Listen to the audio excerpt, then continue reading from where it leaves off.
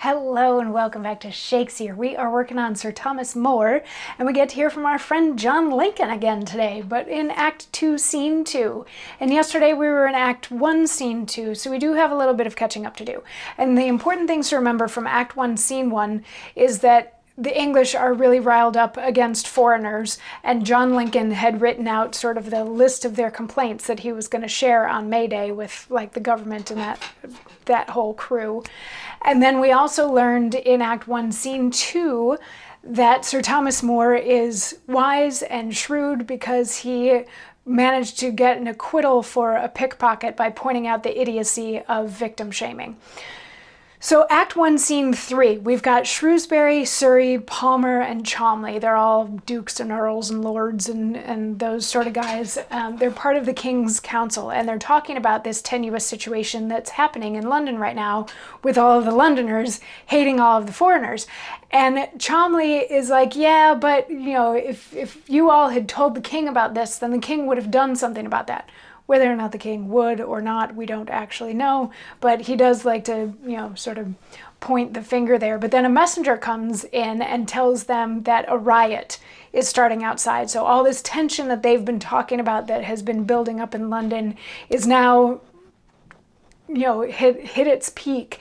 And the people are starting to riot, and they're attacking the mayor's house and stuff. And they're like, all right, well, we got to go try to help the mayor. But then then Surrey is like, well, maybe we should get Sir Thomas More to come and try to talk to the people because they'll listen to him. He's got a calm, even head. He's very smart. Maybe we should get him. And they're like, oh yes, that's a great idea. Let's go get Sir Thomas More and let's try to stop this riot from destroying the mayor's house. And that's the end of Act 1, Scene 3. Act 2, Scene 1 is just a little snippet of a scene where we have some various apprentices, and we're not even sure what occupations they are apprentices for, but they come in carrying some cudgels because they've been out in the street beating people up. And they're talking to each other, yeah, I beat up this guy, yeah, I beat up that guy, well, I'll beat you up, and blah, blah, blah. So they're rioters, and it's an interesting way to get a look at what's going on in the riot without staging a riot scene. It's like these guys just took a moment over here to catch their breath, whatever, before they're going to go back out and start rioting again.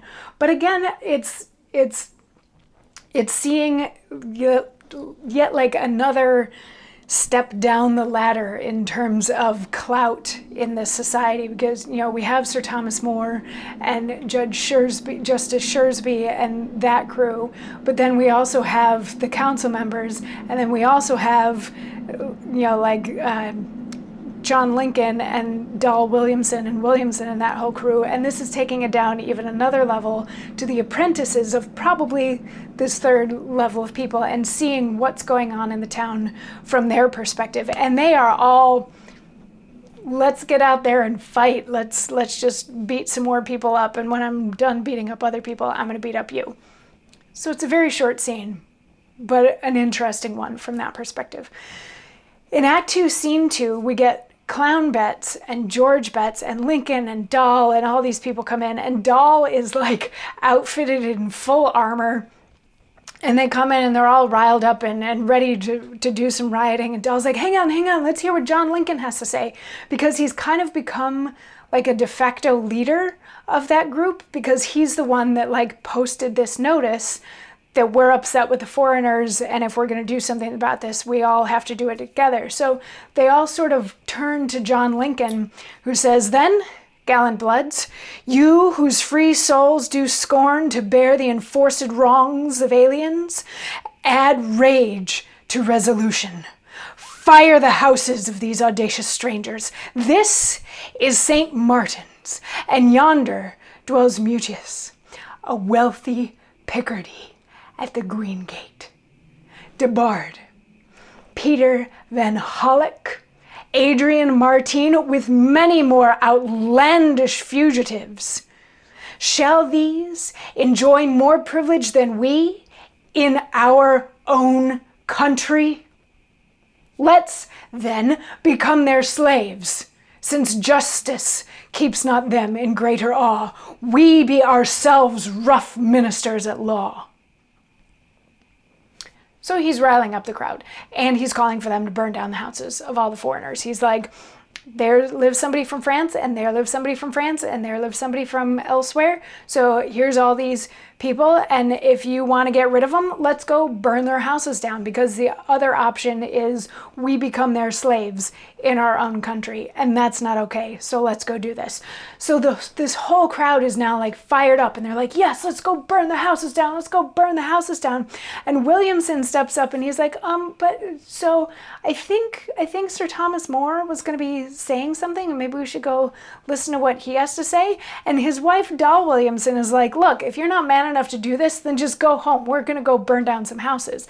And a few of them have gone to, like scout the area, but then they come back in and they're like, there's nobody there. All the French are gone. We're not quite sure. They're all gone. And Lincoln is like, you know what? Let's burn their houses down anyway, as a message. Let's, this is a May Day, and we were going to claim our freedom today, so it doesn't matter that they're already gone. Let's go ahead and burn their houses down anyway. So they all go to burn down the houses that are now empty. And that's the end of Act 2, Scene 2.